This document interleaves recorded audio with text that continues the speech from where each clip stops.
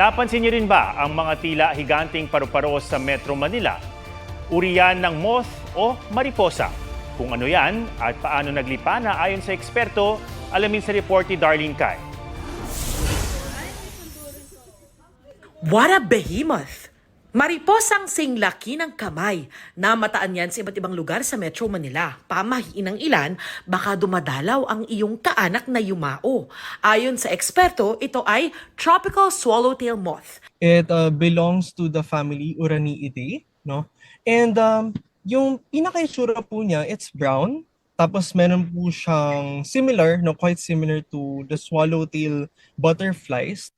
Native ito sa Southeast Asia kabilang ang Pilipinas. Pero ang tila pagdami ng mga yan, lalo na sa mga lungsod, posibleng dahil sa liwanag.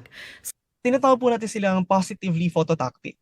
Ibig sabihin po nun, attracted po sila sa ilaw. Doon sa area na normally they reside in, nauubusan na po sila ng host plants na pwede pangitlogan para kainin ng mga caterpillars nila.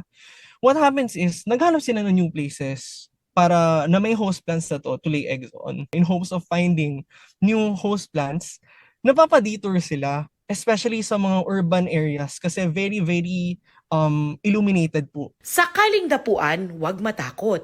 Wala talaga siya pinopost na any dangers to humans kasi hindi sila nakakagat, hindi na sila nakaka-transmit na any diseases sa atin. Pero mas maiging wag na itong hawakan at hayaan na lang mag-flutter by. At kapag dumapo naman po sila sa atin, I hope na we treat them with gentleness and respect na lang, no? Just let them be. Darlene Cai, nagbabalita para sa GMA Integrated News. Huwag magpahuli sa mga balitang dapat niyong malaman. Mag-subscribe na sa GMA Integrated News sa YouTube.